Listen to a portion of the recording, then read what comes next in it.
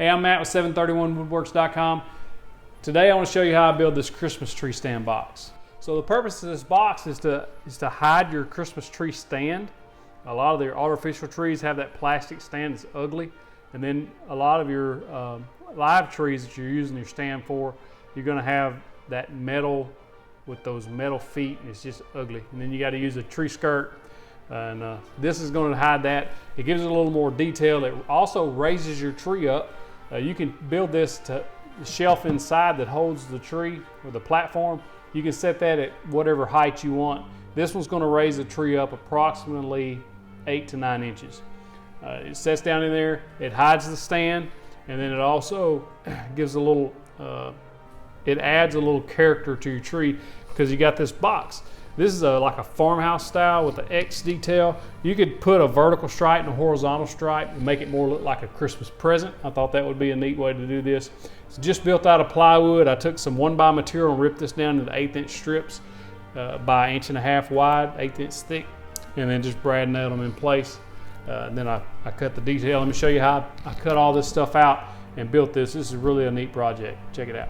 Hey, I appreciate it if you hit that subscribe button down below. Click that thumbs up for me. Share this on your social media. I'd really appreciate that. I'll give you a virtual fist bump if you do that for me. Don't forget to check the description down below. That's where I put the links to a lot of these tools and supplies that I'm using. You can check those out for yourself.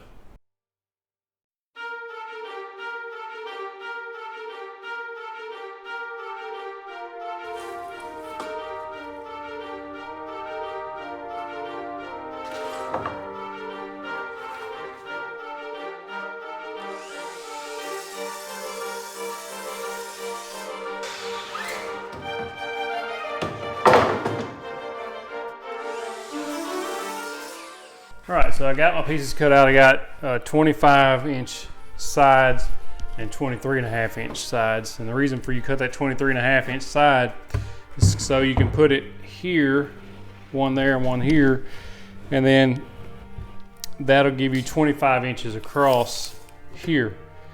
And then you have 25 here and then 25 here. So your 23.5 inch pieces go on the inside of your box. Of course, you build this to size to fit your tree. This is going to be a fairly large box based on what the customer wants. But what I'm going to do now is take countersink drill bit, drill the sides into the sides of here.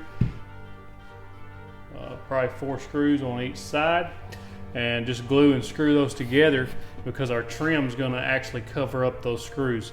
If you're doing this and you don't want to have those shown, you can do pocket hole screws from the inside, but I recommend just screwing on the outside, and we're going to trim this out.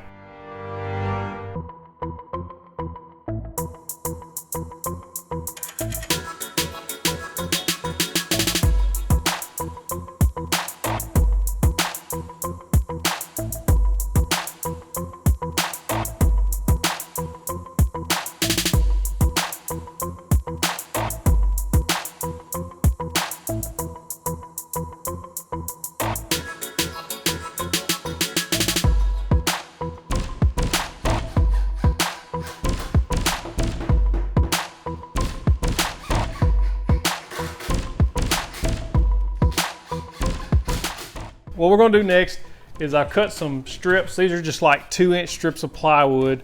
I ripped them down so that they're nice and square, 23.5 inches long so that they fit on the inside. What I've done is I've marked a line in here as how deep I want the tree to sit down in the box. You can mark it, you can set this depth however deep you want. This one's at 8 1/4, just a little over, about 8 3/8 actually, 8 3/8 of an inch down. You can mark, you can set it down here. I mean, however high you want your tree to sit inside the box. So this will serve as a ledge for my bottom or my shelf. And what I'm gonna do is just lay plywood in here. This is all 3/4 of an inch, so it's nice and sturdy. I'm gonna screw and glue this in all the way around, and then we'll put the shelf in.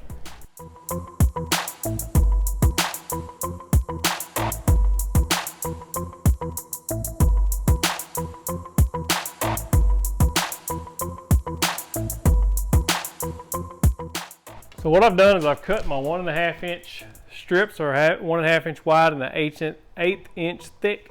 I done that on my table saw out of a 1x8, which is right there. So I cut 1.5 inch strips and then down 1/8 of an inch. So what I'm gonna do is I'm gonna glue and brad nail this on across all the way around the top and all the way around the bottom. And then I'm gonna put risers here and here on each side, like that. And then we're gonna put in some X detail across here. So it's gonna give it a nice look. And then we'll paint everything. But first we gotta put all this together. And I'll be trimming these out. Now remember, this is 25 inches here, but when you put this piece on, the side here, you're gonna have to come by another 1/8 inch on each side to give it that finished look. Because if you don't, and you just cut everything 25, you're gonna wind up with an odd looking corner there. We don't want that. So be sure and cut that long enough.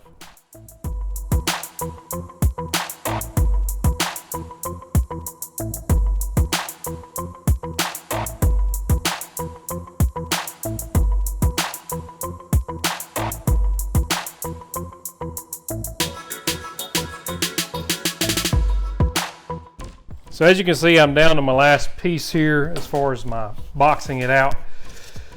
So I've got a piece on this side, and I'm just going to show you how I do it on this side. I'm putting glue on there, a liberal amount, I mean not a ton. And then I've got it cut to fit, and you want to overlap this piece so that you got a nice finished corner. Same things we did on the bottom. And then I'm just putting 3 brad nails in there. One on top, one on bottom, one in the middle. Because it's got that glue, and this is never gonna go anywhere.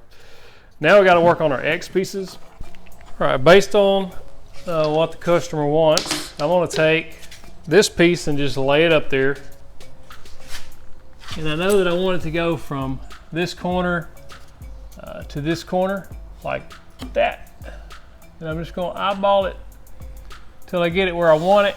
I'm gonna hold that in place. And then we're gonna mark the angle on each side. Just like that. Once that's marked, we'll come around on the miter saw and we'll find our correct angle. That's 15 degrees. It's gonna be sharper than 15. 22.5. It's close to a 26-degree angle. I'm gonna cut this and see what it looks like. What I like to do is cut it a little bit longer than I've got marked. That way I can trim it down to fit.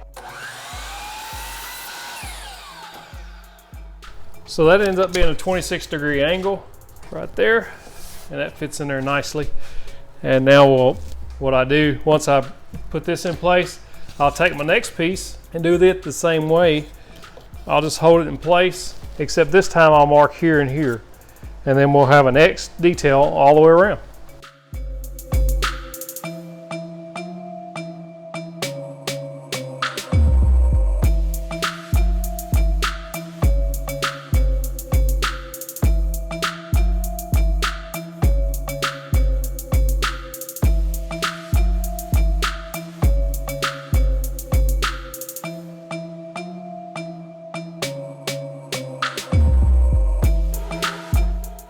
So now it's time to sand. I wanted to use 120 grit sandpaper, and I'm gonna even out stuff like this where they don't match exactly. There's like a 32 inch slip there. You can see some saw marks here, stuff like that. I'm gonna smooth out these where everything's joined together, and then a little bit of the roughness here. I'm gonna smooth that out with 120 grit, and then we'll be ready to paint this thing. Sometimes things aren't just perfect. You can see this angle's not exactly perfect. It's really close as far as that way. I wouldn't fret too much over that, because when you're back here looking at it, it's not that big of a deal. You can't really tell it, especially once we get everything painted. So don't fret too much about that. I'm just gonna sand everything down 120 grit, make sure everything's nice and smooth before we're ready to paint.